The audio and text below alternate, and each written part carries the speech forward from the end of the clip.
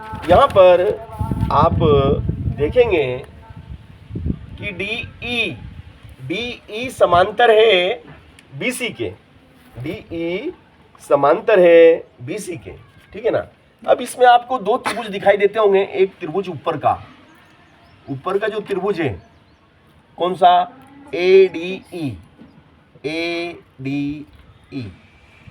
और एक त्रिभुज सबसे बड़ा वाला, मान लो ये है ही नहीं, तो बड़ा त्रिभुज कौन सा हुआ, ABC, त्रिभुज ABC, और एक त्रिभुज है आपका ADE।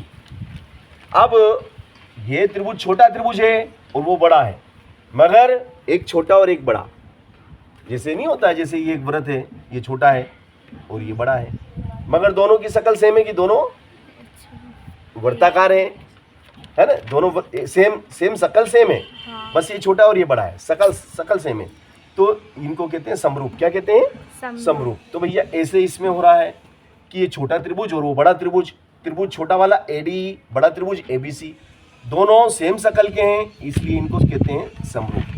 ये दोनों समरूप हैं। अब समरूपता की पहली शर्त क्या है कि भुजाएं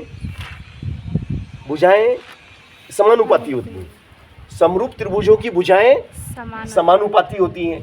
अब ये दोनों त्रिभुज समरूप हैं, इसलिए इनकी भुजाएं समानुपाती होंगी।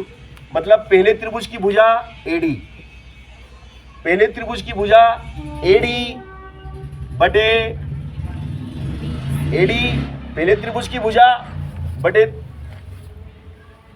पहले त्रिभुज की भुजा AD बटे दूसरे त्रिभुज की भुजा, दूसरे त्रिभुज की भुजा कौन सी ले लेंगे अपन, देखो AD बटे AB, AD बटे AB, ये AB बराबर AE बटे AC, AE बटे AC। देखो AD बटे AB, AE बटे AC। अब क्या करेंगे कि भैया ये AD का मान कितना है, AD कितना है बोले 1.5, AB कितना है, तो AB तो ये पूरा है। देखो AD पूछा उसने, AD कितना है 1.5, तो AD की जगह तो आ गया 1.5। अब मैं बात कर रहा हूँ AB की, मैं इसकी बात कर रहा हूँ, तो ये कितना हो गया, देखो 1.5 तो ये, वो 3 ही है, तो ये दोनों जुड़ जाएंगे।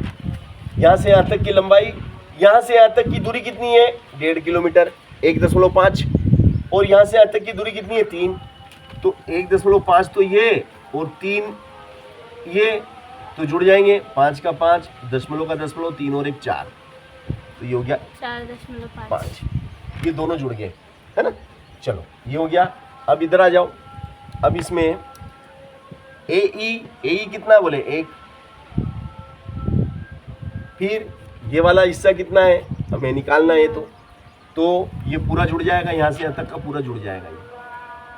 ये कितना बोले 1, और 1 में किसको जोड़ना है, इसको जोड़ना है, क्या नाम है इसका, E से लेके C,